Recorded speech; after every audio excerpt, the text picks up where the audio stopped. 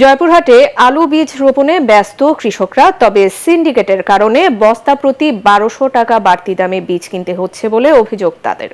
পাশাপাশি সারের দামও বেশি হওয়ায় বিপাকে পড়েছেন তারা। তবে অভিযোগ অস্বীকার করে ছোট ব্যবসায়ীদের উপর দায় চাপালেন বড় ডিলাররা। এদিকে অভিযোগ পেলে ব্যবস্থা নেওয়ার কথা জানিয়েছে স্থানীয় কৃষি বিভাগ। জয়পুরহাট প্রতিনিধি রফিকুল ইসলাম রফিকের রিপোর্ট, জানাচ্ছেন ফারহিন ইসলাম টুম্পা। জয়পুরহাটে মাঠের পর মাঠ জুড়ে শুরু হয়েছে আলু বীজ বপনের কাজ। চলতি মৌসুমে জেলায় ৪৪,০০০ হেক্টর জমিতে আলু চাষের লক্ষ্যমাত্রা ধরা হয়েছে। এর বিপরীতে বীজের চাহিদা রয়েছে প্রায় ৬০,০০০ মেট্রিক টন।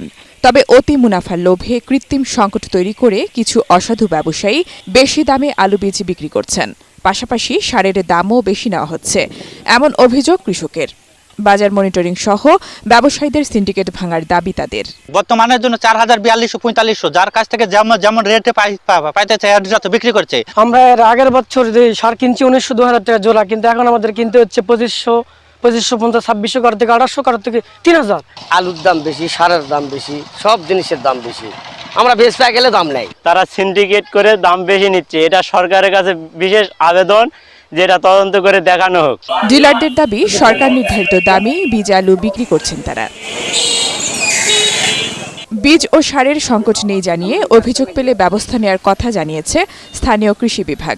আমাদের মনিটরিং কার্যক্রম জোরদার আছে। কেউ যদি কোনো ব্যবসায়ী বা কোনো ব্যক্তি এই বিষয়ে বেশি দাম নেওয়ার চেষ্টা করে বা নেওয়া থাকে, তার বিরুদ্ধে প্রমাণ সাপেক্ষে আমরা যথাযথ ব্যবস্থা গ্রহণ করব।